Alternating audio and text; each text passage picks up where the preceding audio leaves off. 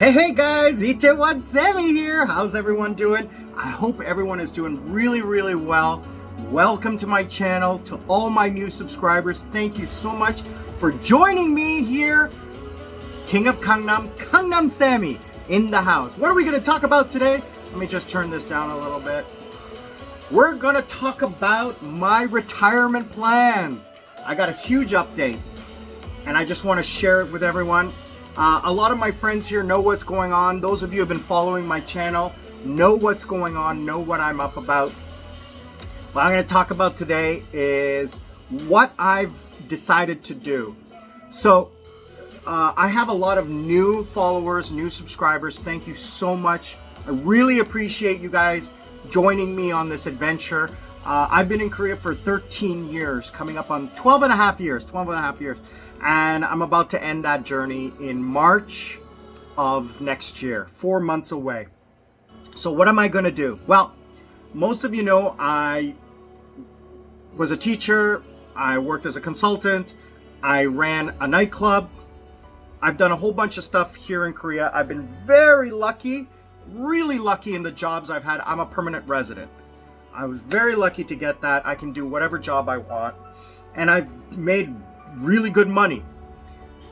So I was planning on continuing to work during COVID. I worked extra because there's nothing to do, right? I worked in the morning online. I worked at a school, 2 schools. Then I worked online in the evening. I worked weekends. There's nothing to do.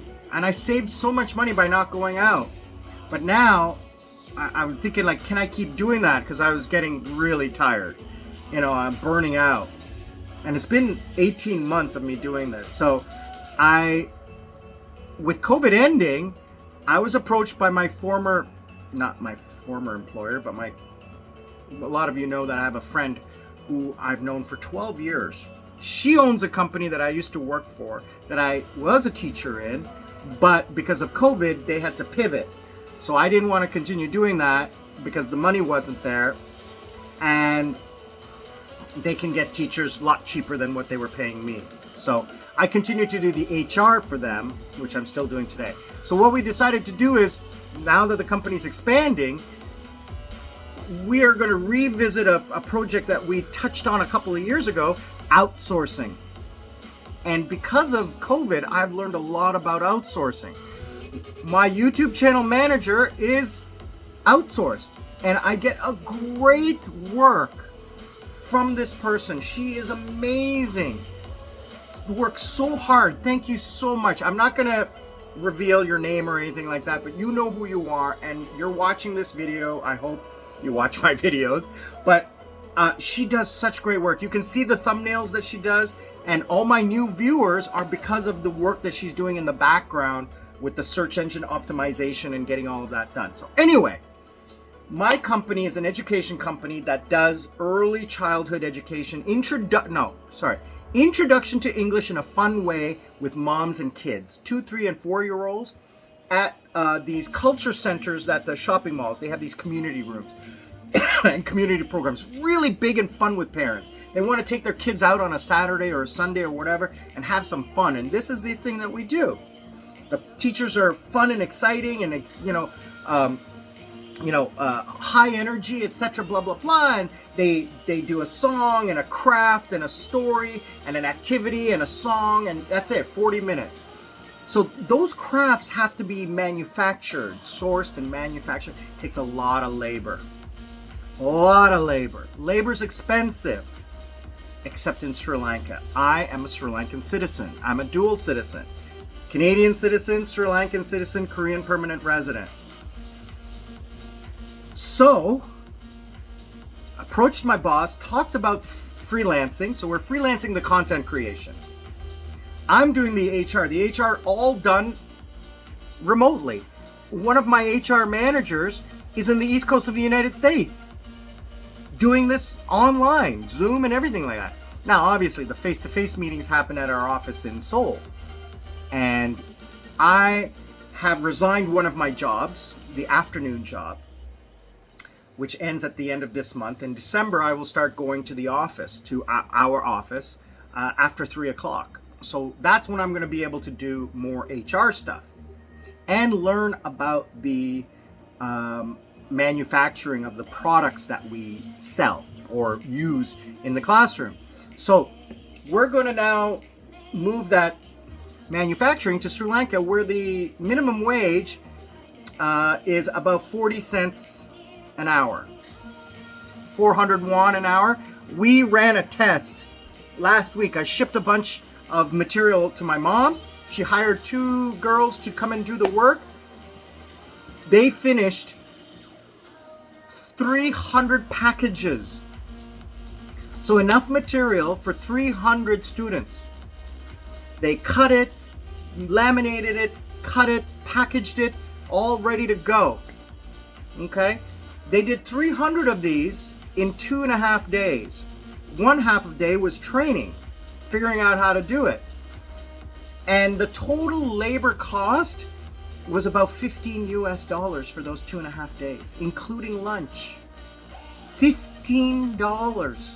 17,500 won.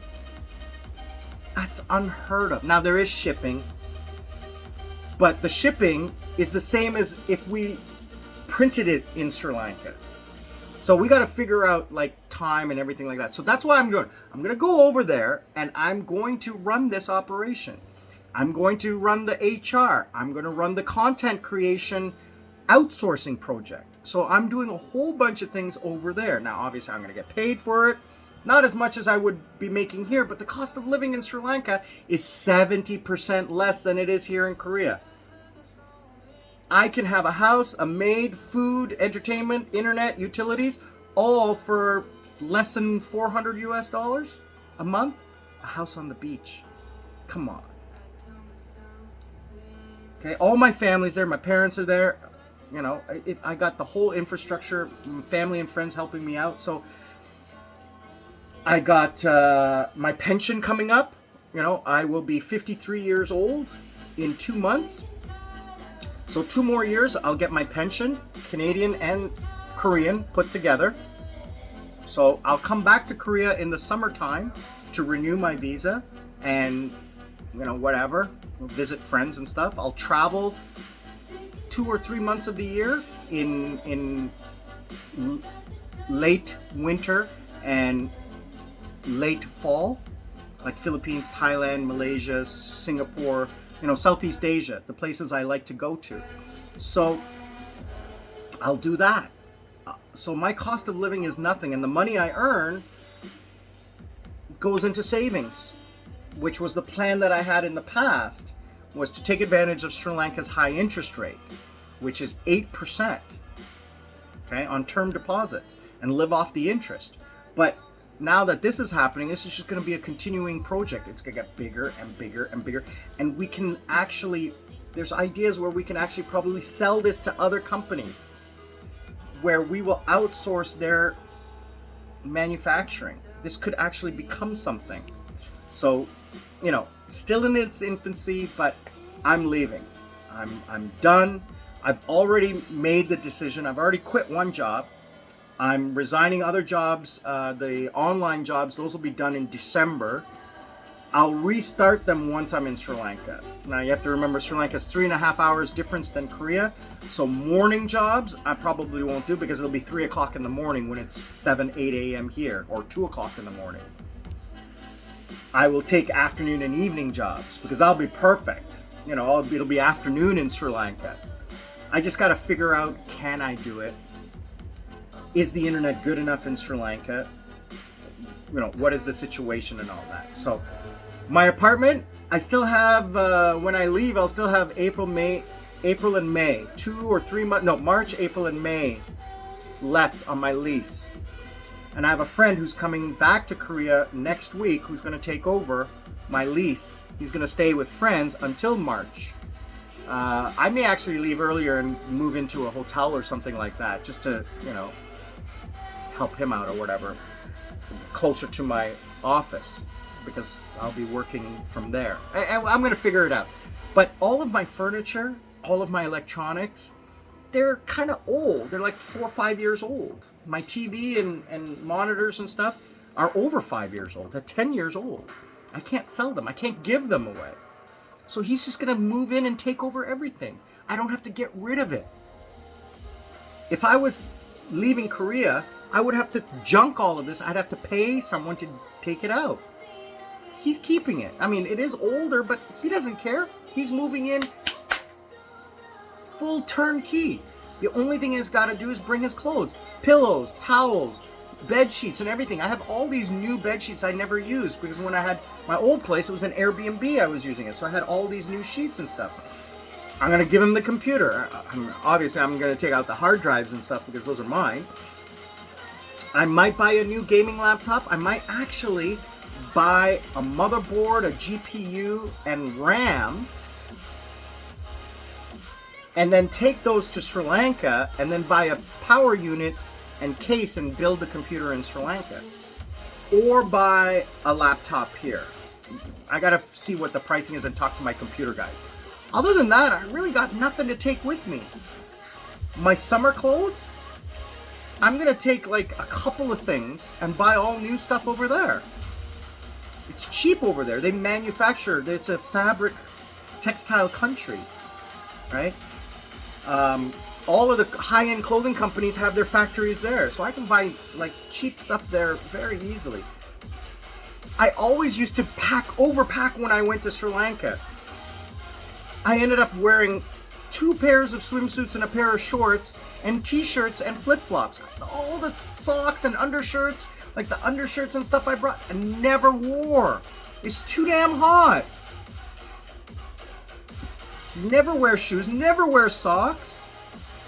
I can buy all that stuff there. Now, I am going to take a side trip for 5 or 6 days to either Thailand or Philippines on the way, just so I can relax and I need to get away, because when I get home, when I get to Sri Lanka, when we're staying with my parents, kind of stressful. I need to unwind and just, I haven't been on vacation in so long, so I need that.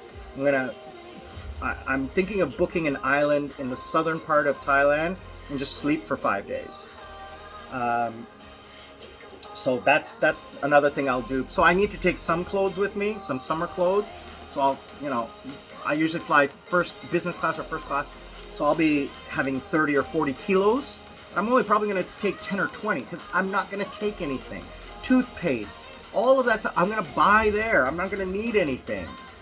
I'm not taking anything. There's nothing in Korea that I need to take with me. The only thing is my razor blades for my head, my shaver, my cologne,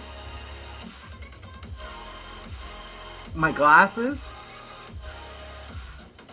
a couple pairs of clothes. That's it. There's nothing I'm taking with me. My winter clothes? Garbage. All of it is going in the garbage. What am I going to use it for? I'm never going to need it. I'm going to donate it. But anyway, that's the plan. If anybody has any ideas or comments or suggestions, yes, I am going to all the government offices in December to check up on all of my requirements and everything like that. Pension, healthcare, tax, immigration, all of those offices I'm going. Cell phone, I got to do that. I got to figure out that because I got to keep my Korean phone number when I'm over there, and I got to figure everything out. So all of that stuff I'm going to be taking care of over the next couple months. I'm going to keep you guys updated as to what's going on. I want to thank you again. Please stay safe. Wear a mask. Wash your hands. Get vaccinated. Itaewon Semi, King of Gangnam. Gangnam Semi, I'm out.